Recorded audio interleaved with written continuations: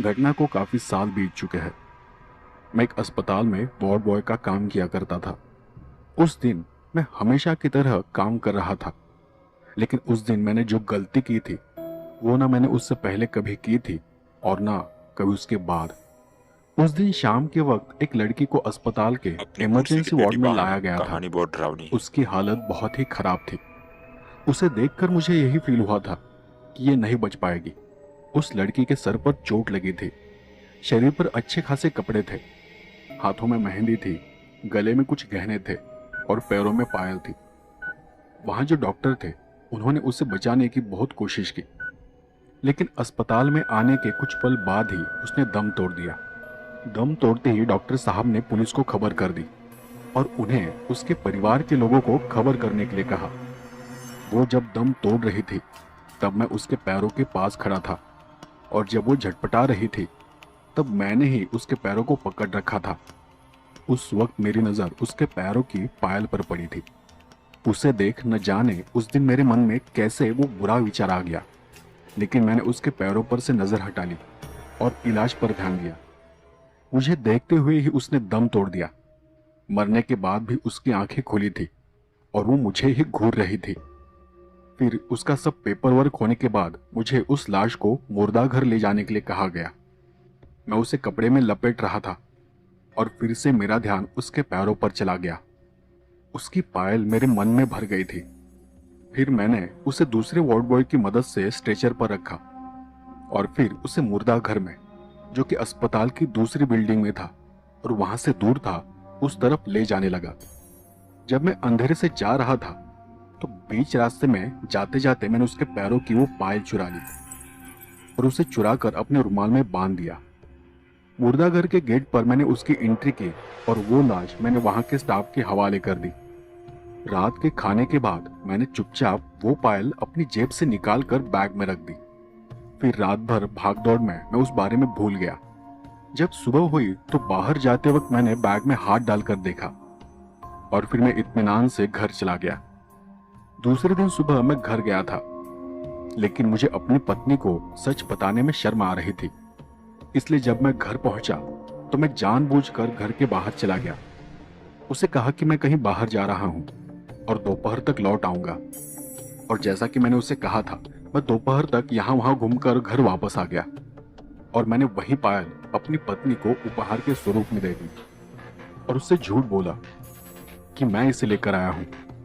इन सब के बावजूद मेरे मन में कहीं ना कहीं वो कसक थी कि मैंने उस पायल को चुराया है।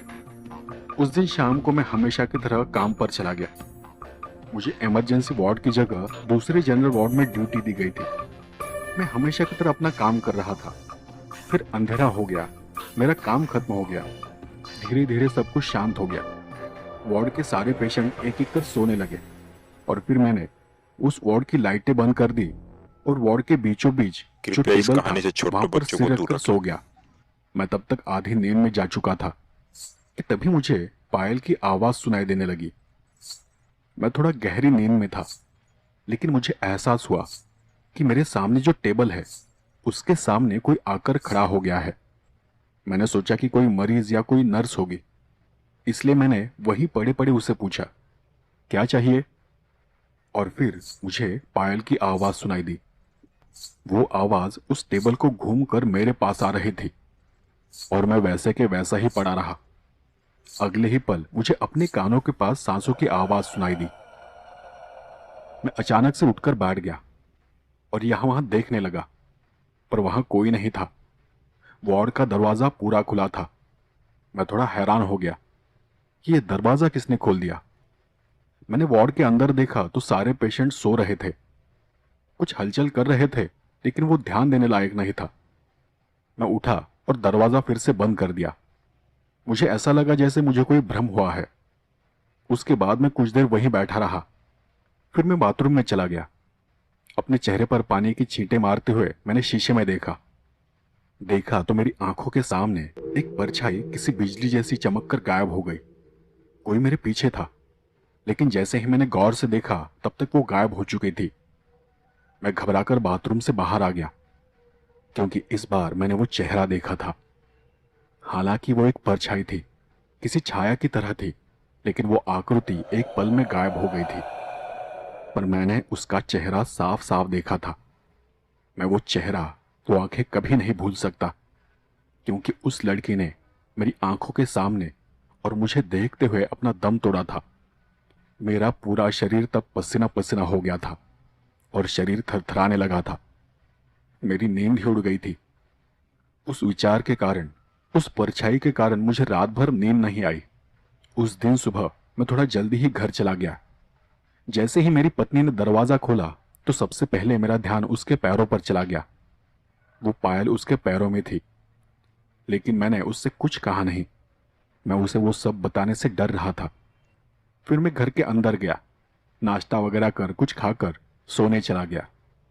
मुझे पूरी रात नींद नहीं आई थी, इसलिए सुबह मुझे बहुत नींद आ रही थी। किसी समय नींद में मुझे फिर से वो महसूस हुआ कि मेरे आसपास वो पायल की आवाज आ रही है। लेकिन मुझे ये लगा कि मेरी पत्नी मेरे आसपास घूम रही होगी, क्योंकि उसी ने वो पायल पहन रखी है। कुछ देर बाद मुझे अपने कानों के पास फिर से वो आवाज सुनाई दी। वो सांसों की आवाज, वही आवाज, और फिर एक अस्पष्ट सी सरसराहट की आवाज। और उसी क्षण मुझे अपने चेहरे पर एक ठंडे हाथ का स्पर्श महसूस हुआ। मैं चौंक कर उठ गया। मैंने देखा कि मैं हमारे ही अस्पताल के मुर्दाघर में था। मेरे चारों ओर अनगिनत लाशें थी, ठंडी, बेजान, खामोश सी। लेकिन वहां की शांति को महसूस कर मेरे रोंगटे खड़े हो गए। तब मुझे ब्लड प्रेशर की प्रॉब्लम थी। उन सबको देखकर मेरा ब्लड प्रेशर हाई होने लगा। मुझे चक्कर आने लगे, मेरा सिर घूमने लगा था, मेरी आंखों के सामने अंधेरा छाने लगा। और अचानक मैंने उसे अपने सामने देखा। वो वही थी, वही लड़की जिसके पैरों से मैंने पायल चुरा ली थी। वो अपना एक हाथ फैलाई खड़ी थी।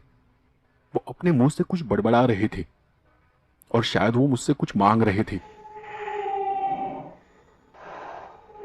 शायद वही पायल। मैं घबराहट में पीछे हटने लगा और पीछे हटते हटते मैं नीचे गिर पड़ा। मैं उससे बचने के लिए पीछे पीछे जा रहा था कि कुछ ही क्षण में उसका शरीर धुआं धुआं हो गया और मैं वो सब देखकर वहीं पर बेहोश होकर गिर पड़ा। जब मुझे होश आया तो मेरी पत्नी मुझे जगा रही थी। मैं अपने घर के बिस्तर के पास पड़ा हुआ था। उसने मुझे पानी पिलाया और मुझे शांत किया और बताया कि मैं नींद में बहुत डरा हुआ था। नींद में ही मेरे हाथ पैर बहुत कांप रहे थे, शरीर पसीने से भीग चुका था। और तब उसने मुझसे पूछा कि आपको क्या हो रहा है, चलो डॉक्टर के पास चलते हैं। लेकिन मैंने बिना कुछ बोले अपने हाथ से उसे बस शांत रहने का इशारा किया। मैं वहीं चुपचाप कुछ देर तक बैठा रहा और मैंने हिम्मत जुटाई। तब मैं उसके पैरों की तरफ ही देख रहा था। उसे नहीं पता था कि मैं उसके पैरों की तरफ क्यों देख रहा था। थोड़ी देर शांत रहने के बाद मैंने उसे पूरी सच्चाई बता दी कि मैंने उसके पैर में जो पायल है उसे नहीं खरीदा है, बल्कि मैंने उस पायल को एक मुर्दा लड़की के शरीर से चुराया है। और इसलिए कल रात से मुझे बहुत ही अजीब अजीब से एहसास हो रहे हैं। मैं कुछ बीमार सा महसूस कर रहा हूं। वो लड़की मुझे बार बार दिखाई दे रही है, बार बार मुझे उसका एहसास हो रहा है। ऐसा लग रहा है जैसे वो अपनी चीज मुझसे मांग रही हो।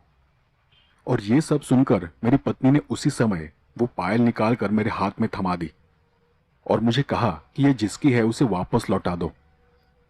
मैं उसी शाम वापस अस्पताल चला गया। मुर्दाघर में जाकर उस लड़की के बारे में पूछताछ की तो पता चला कि उसके रिश्तेदार कल सुबह ही उसके शव को लेकर गए थे।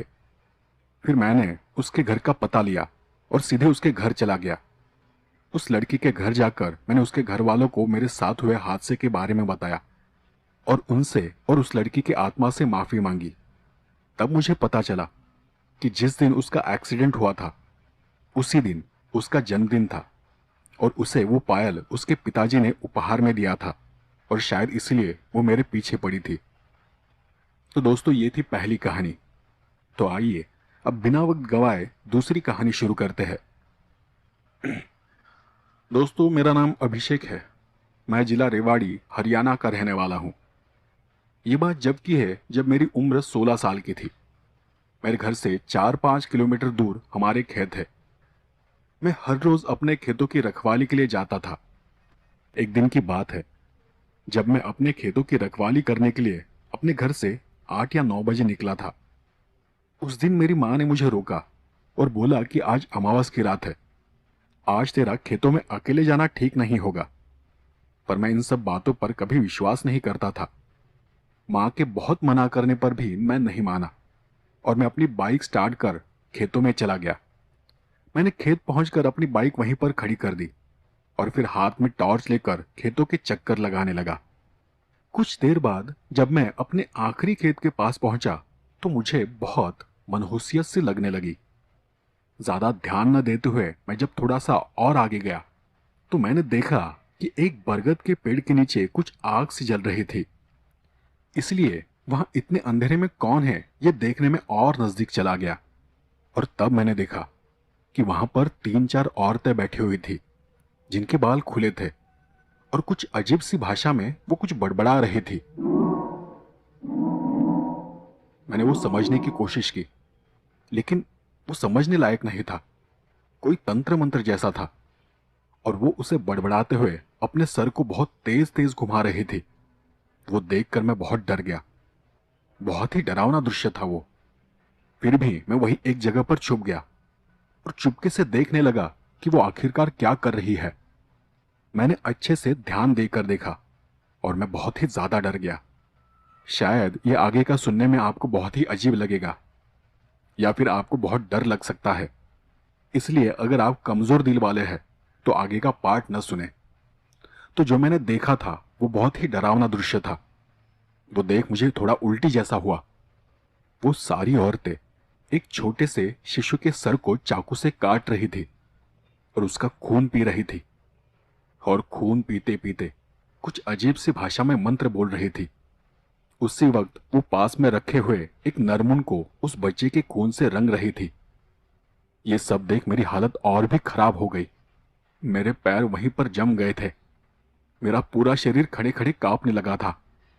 फिर कुछ देर बाद मैंने देखा कि उस आग में से एक काली सी परछाई बाहर निकल आई और यह देख मेरा सिर चकराने लगा।